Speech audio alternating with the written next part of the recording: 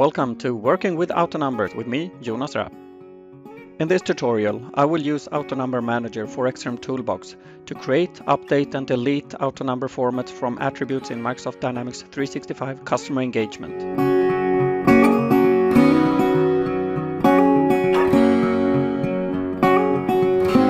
I created a solution with standard entities account and case and the custom entity Rocket.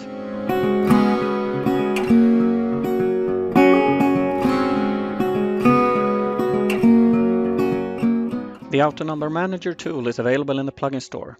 Install it and then you can fire it up connecting to your organization. The entities you want to work with have to be included in an unmanaged solution.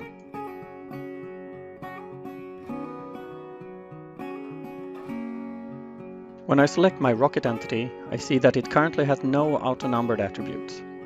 If I select to show all string attributes, it will show me all attributes available for auto-numbering. I can easily select a snippet for a sequential number and just hit Update. I get a warning that this field will change the behavior now.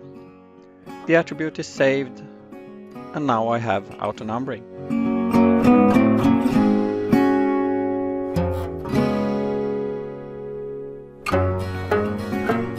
From my model-driven app, I can now create a new Rocket.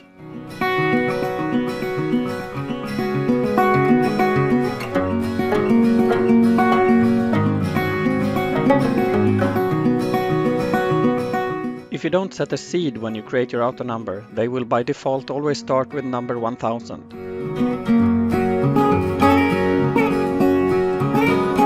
Now let's update the number format with a prefix and then set a seed that will be assigned to the next created record.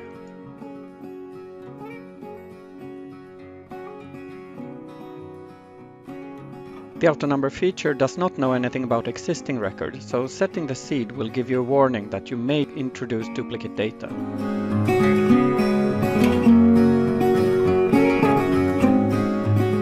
Now let's pause with a look at the documentation site from Microsoft.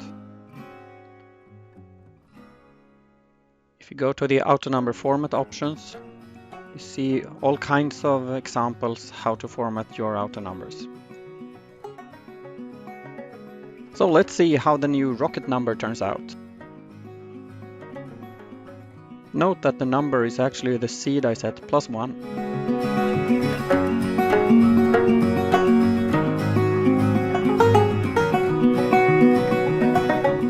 Now we'll create a new number attribute for the account entity.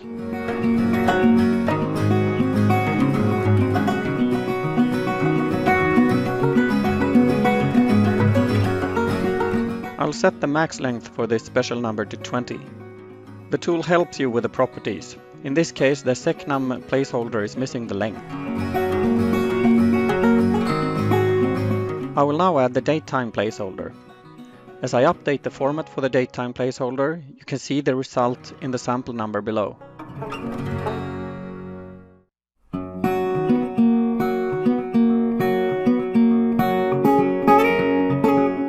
Finally adding a random string with length 4. We can now identify the different parts of the number: the datetime, the sequential number, and the random string.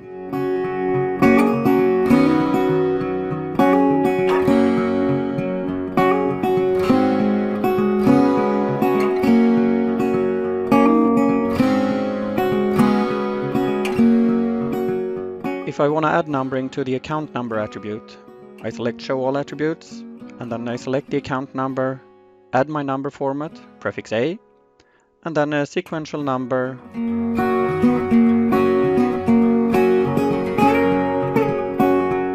The tool will warn you if you try to create a number format that will not fit in the attribute you're working on.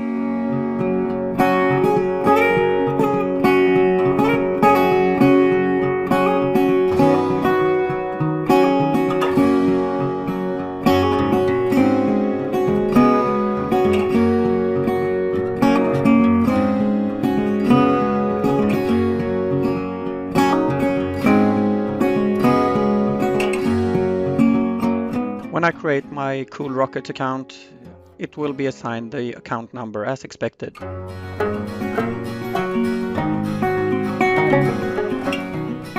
Formats without a sequential number cannot guarantee that the result is a unique value. To make this possible, you have to check the Don't Require Sequential Number checkbox.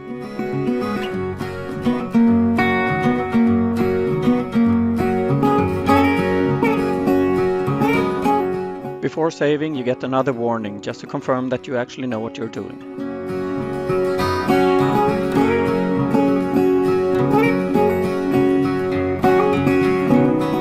To remove numbering from an existing attribute, simply delete the number format. Make sure you check the Don't Require Sequential Number.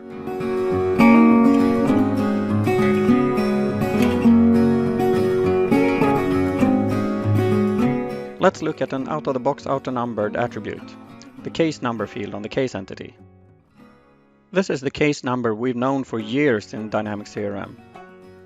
And with a new feature in the platform and the Autonumber Manager tool in XRM Toolbox, I can now change it to whatever I want.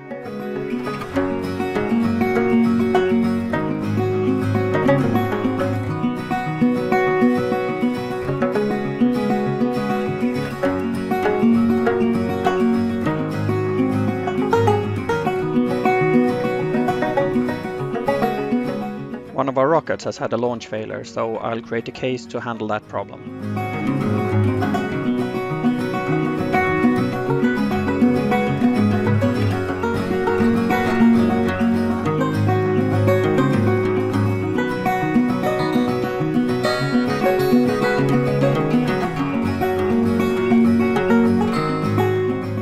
Thank you for watching, and may the numbers be ever in your favor.